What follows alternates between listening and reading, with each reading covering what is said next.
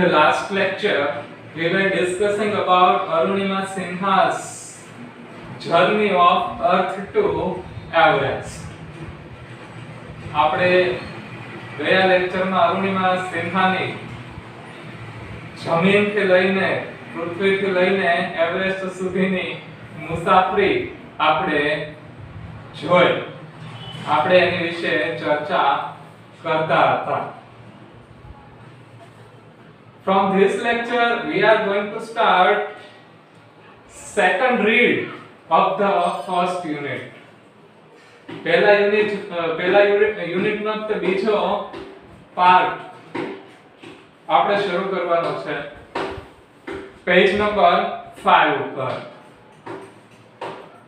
And the title of the second read is The Wild Savior. So open the page number 5 and pay attention in the unit. The title is Wild Savior, which I have written on the board already. હવે wild નો તો આપણને ખબર છે અર્થ જંગલી થાય, તો પણ saviour એટલે શું? તો ક્રિયાપદ છે એક અંગ્રેજીમાં SAVE, સેવ, જેનો અર્થ થાય બચાવવું. આપણે આ જાણીએ છીએ બધા, પણ હવે આ સેવ ક્રિયાપદનું નામ બનાવેલું છે. ઈ નો આઈ કરી અને ઓઆર લગાડીને નામ બનાવેલું છે ક્રિયાપદનું.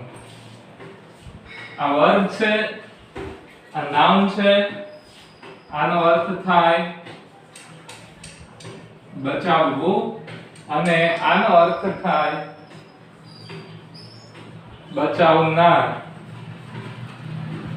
means protector.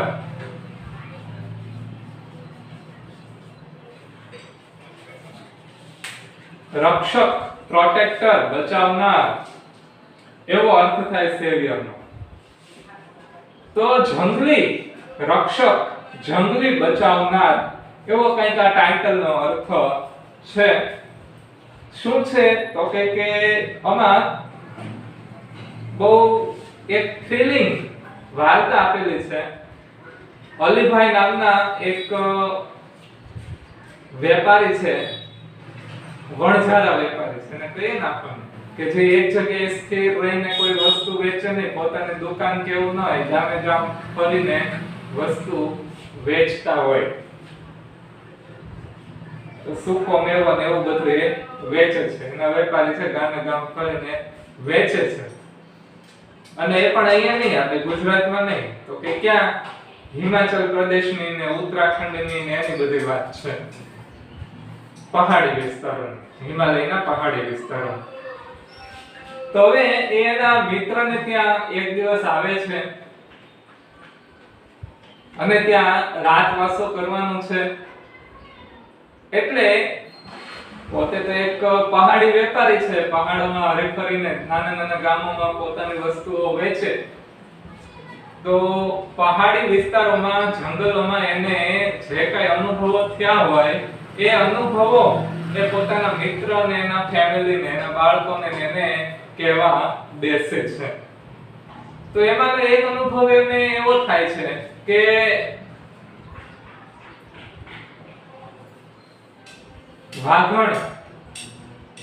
વાઘણ તે ના દિયો પર, હા, દીપડી, એના બચ્ચા પહાડી વિસ્તારોમાં પડ્યા છે એક જગ્યાએ. અને આ જે વેપારી હોય છે, એનું નામ છે અલીભાઈ, એને એનો ભેટો થઈ જાય છે. એ બચ્ચાને જોવે છે એટલે એને ખબર પડી જાય છે કે માં પણ એની આસપાસ હશે, એટલે એ છુપાઈ જાય છે પોતાનું રક્ષણ કરવા માટે અને દૂરથી એ દ્રશ્ય જોવે છે. હવે એવામાં એક પહાડી રીંછ પણ એ બચ્ચાઓનો શિકાર કરવા માટે એ તરફ આવતું હોય છે. એટલે અલીભાઈને એમ થાય છે કે હવે આ બચ્ચાનું રક્ષણ કેવી રીતે, કોણ કરશે? તો જેવું રીંછ એ બચ્ચાઓની પાસે પહોંચે છે, એવી એની માં પોતાના બચ્ચાને બચાવવા માટે આગળ આવે છે. અને રીંછ અને દીપડી વચ્ચે ભયંકર યુદ્ધ થાય છે, ભયંકર લડાઈ થાય છે. અને અંતે દીપડી એ રીંછને મારી નાખે છે. અને હવે મારી નાખ્યું છે કે જીવતું રાખ્યું છે એ તો વાર્તામાં બહુ ઓથેન્ટિક રીતે પ્રમાણભૂત રીતે કીધું નથી, પણ આપણે એવું માનીએ કે મારી જ નાખ્યું હશે. તો એ દીપડી રીંછને મારીને પોતાના બચ્ચાઓને છેવટે બચાવી લે છે. આખી બહુ રસપ્રદ વાર્તા છે. આપણે હવે લઈશું એટલે મજા આવશે. મને સમજાવવામાં પણ મજા આવશે અને તમને સાંભળવામાં પણ મજા આવશે. So let's begin the story. The wild savior. Neelam came dashing into the house, shouting joyfully, "Alibhai has come! Alibhai has come!" Dashing into the house. ઉત્સાહભેર ઘરમાં દાખલ થવું. નીલમ ઉત્સાહથી ઘરમાં દાખલ થાય છે. રાડો પાડતી, ચીચિયારીઓ કરતી, આનંદ કિલ્લોલમાં ચીચિયારીઓ કરતી દાખલ થાય છે અને બોલે છે, Alibhai has come, Alibhai has come. Alibhai આવી ગયા છે, અલીભાઈ આવી ગયા છે. પૂર્ણ વર્તમાન કાળનું વાક્ય છે. All the members of Ram Singh's family went running out to see. Ram સિંહ અલીભાઈના મિત્ર છે. રામસિંહના બધા જ ફેમિલી મેમ્બર્સ, પરિવારના બધા જ સભ્યો તેમને જોવા માટે, અલીભાઈનું વેલકમ કરવા માટે, સ્વાગત કરવા માટે બહાર ધસી જાય છે, દોડી જાય છે. And there he was, અને ત્યાં જ તે ઊભા હતા, બહાર આવી પહોંચ્યા હતા ઘરના દરવાજે. A tall man with broad shoulder, red cheeks and nose and British complexion. અલીભાઈનો દેખાવ આપેલો છે. કેવા હતા અલીભાઈ? તો કે ઊંચા પડછંદ માણસ હતા. with broad shoulders, ખભા પહોળા હતા. red cheeks, ગાલ લાલ હતા. અને ગાલ અને નાક બંને લાલ હતા. and British complexion. British એટલે ઘઉંવર્ણ, WHEAT એટલે wheat, અને British એટલે ઘઉંવર્ણો, અને એનો ઘઉંવર્ણો વાન હતો. કોમ્પ્લેક્શન એટલે વાન, એમનો વાન ઘઉંવર્ણો હતો. આ અલીભાઈનું ફિઝિકલ અપીયરન્સ કહી દીધેલું છે કે તે દેખાવના કેવા હતા.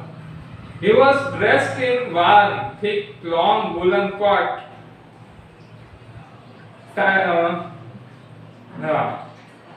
Tight trousers, big leather boots, and a brown fur coat.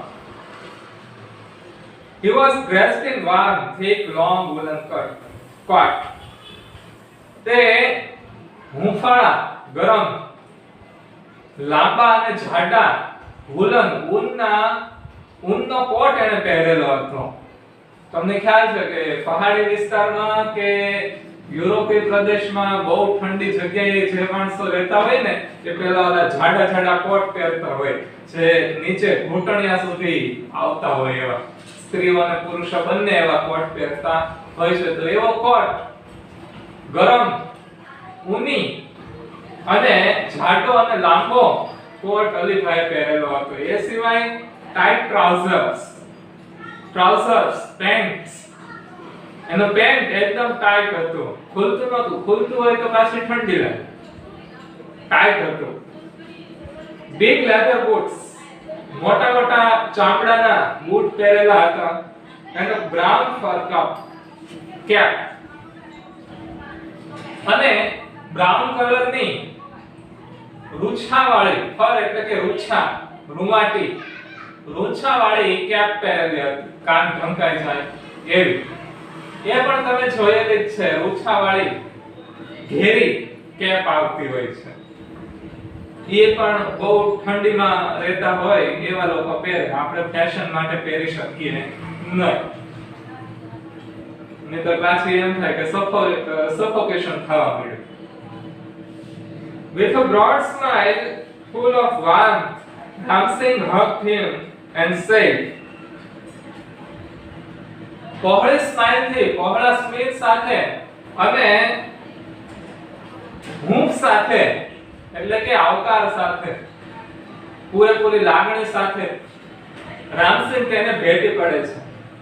and said અને કહે છે, come in, you are most welcome my friend. આવો આવો, ભલે પધાર્યા આપણે કહીએ ને એમ, આવો આવો, મારા ઘરમાં તમારું સ્વાગત છે મારા મિત્ર.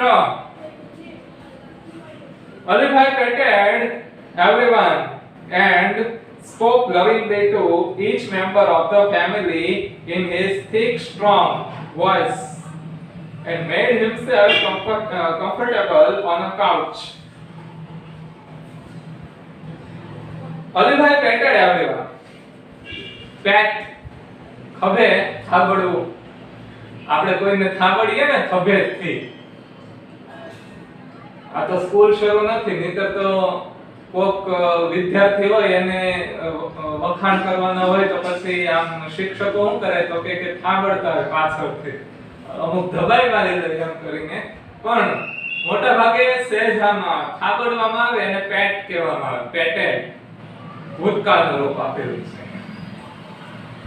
તો અલીભાઈએ દરેક ફેમિલી મેમ્બરને એવી રીતના પેટ કર્યો, થાબડા, અને પછી પોતાના થી ઘેરા શક્તિશાળી વોઇસમાં, ઘેરા પડછાત અવાજમાં બધાની સાથે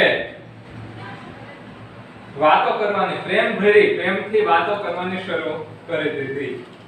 અને પોતાને કાઉચ ઉપર, કાઉચ એટલે કે સોફા, સોફાને કાઉચ કહેવામાં આવે, અને પોતાને સોફા ઉપર કમ્ફર્ટેબલ કહેવાય, એટલે કે સોફા ઉપર આરામથી બેઠા વાત કરતા કરતા. Mother prepared some tea while Ramsingh talked to Alibhai. રામસિંહના પત્ની એટલે કે રામસિંહના બાળકોની માતાએ ચા તૈયાર કરી, એ ચા બનાવવા લાગી.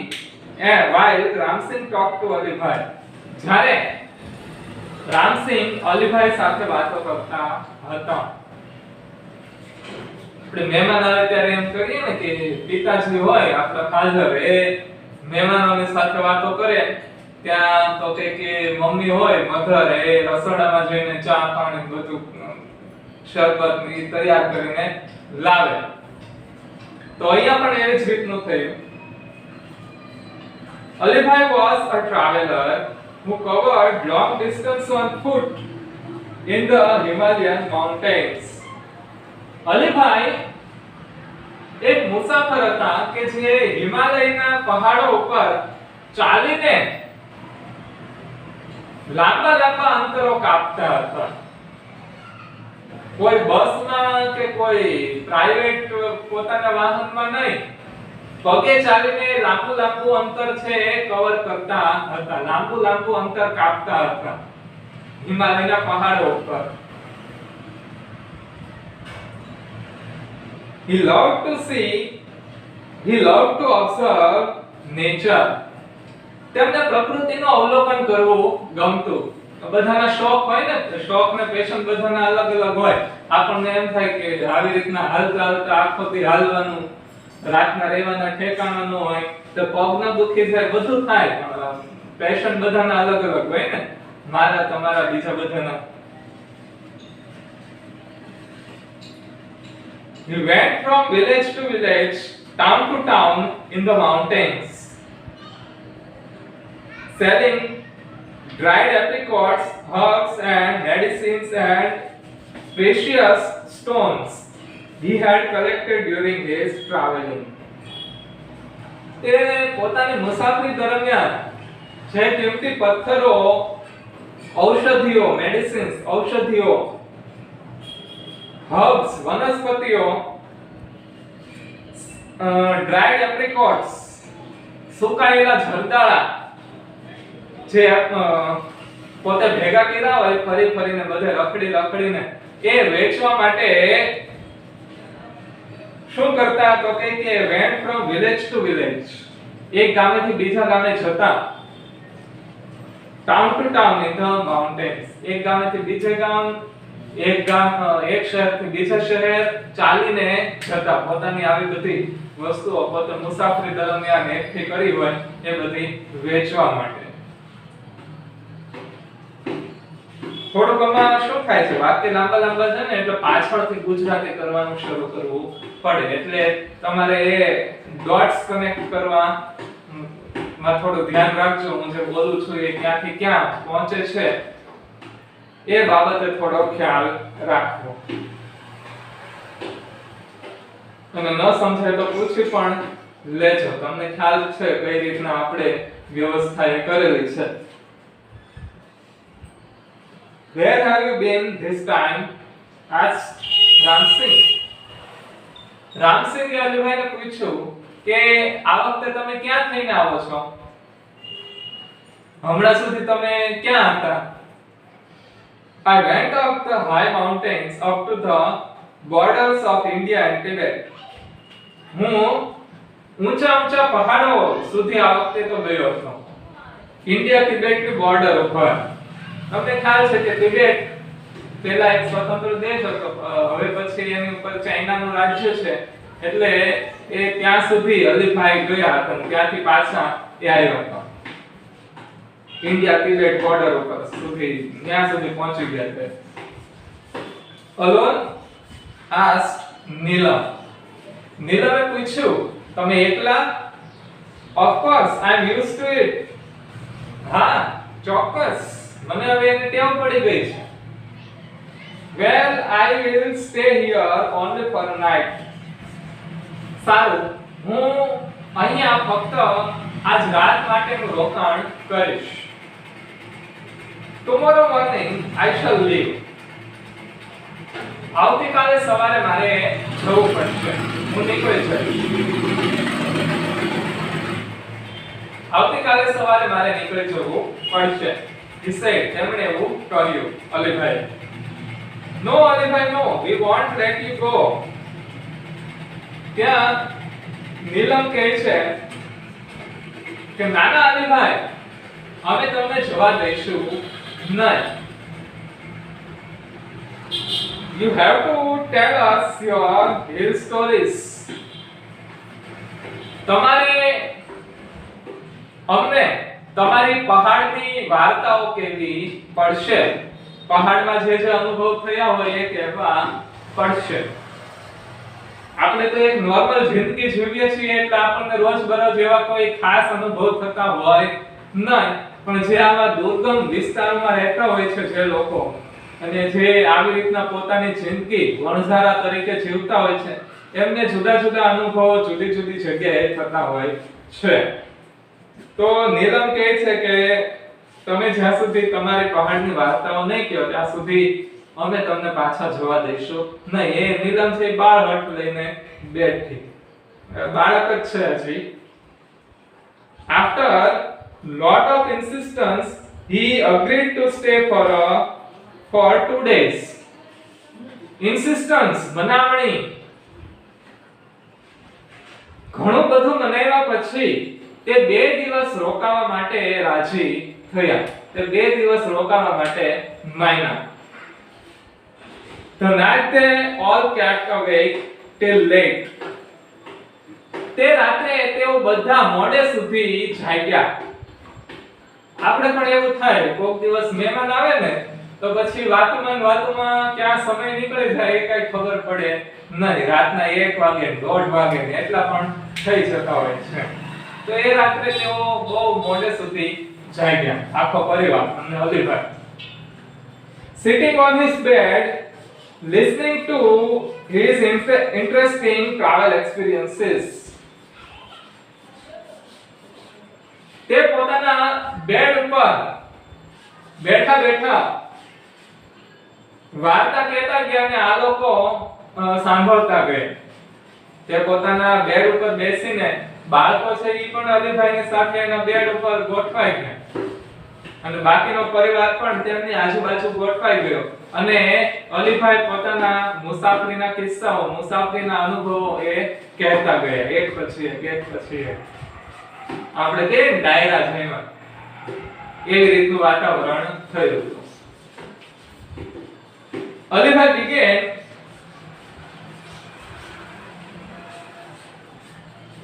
began telling his story. Alibhai તેમની વાર્તા કહેવાનું શરૂ કર્યું. It almost a couple of hours to the nearest village. It was almost a couple of hours to the nearest village. I was only a few miles away from the border of India and Tibet.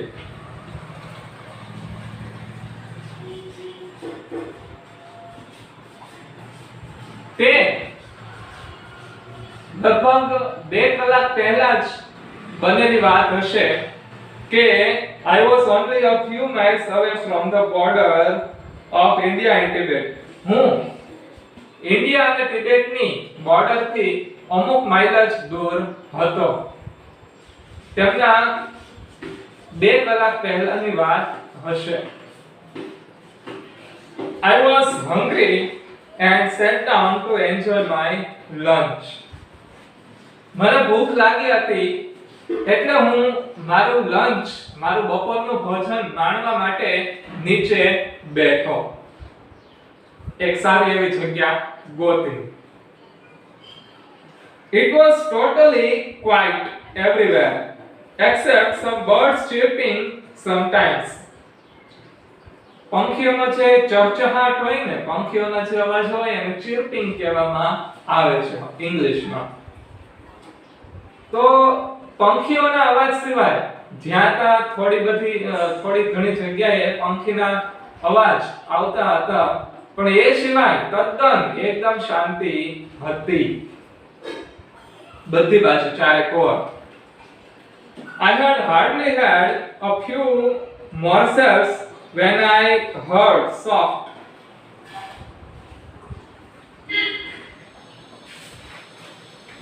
feeble groan.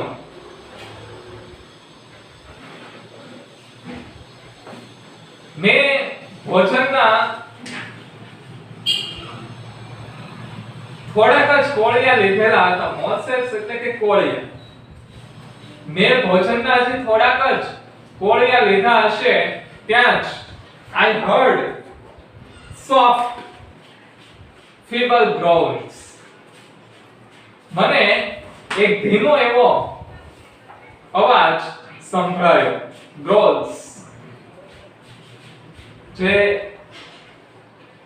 પ્રાણીઓના ને એના જુદા જુદા અવાજ હોય ને, એમાં એક અવાજને ગ્રોલ કહેવામાં આવે. અને નાનો એવો ઝીણો એવો અવાજ સંભળાયો. I was alarmed because from the sound I was sure that it was nothing but a bear. Deer નહીં, bear. I was alarmed એટલે કે સાવચેત થવું. હું એકદમ સાવચેત થઈ ગયો હતો કારણ કે મને અવાજ પરથી ખાતરી હતી કે તે અવાજ એક રીંછનો છે. રીંછના એ ગ્રોલિંગ જેનું થાતું હતું, એ જે અવાજ જે પ્રાણીનો આવતો હતો એ રીંછ હતું, એવી અલીભાઈને ખાતરી હતી. એટલે એ સાવધાન થઈ ગયા. તો અહીંયા સુધી આપણે આજે રાખીએ છીએ. હોમવર્કમાં હજી આજે એવું કઈ ખાસ ચાલ્યું છે ને, અને આમાંથી હોમવર્ક કઈ દેવાય એવું પણ છે નહીં. પણ વિડિયો ધ્યાનથી જોવો અને કઈ ન સમજાય તો પછી તમે પૂછી શકો છો, ઇન્ક્વાયરી કરી શકો છો. તો એટલે સુધી આજે આપણે રાખીએ છીએ.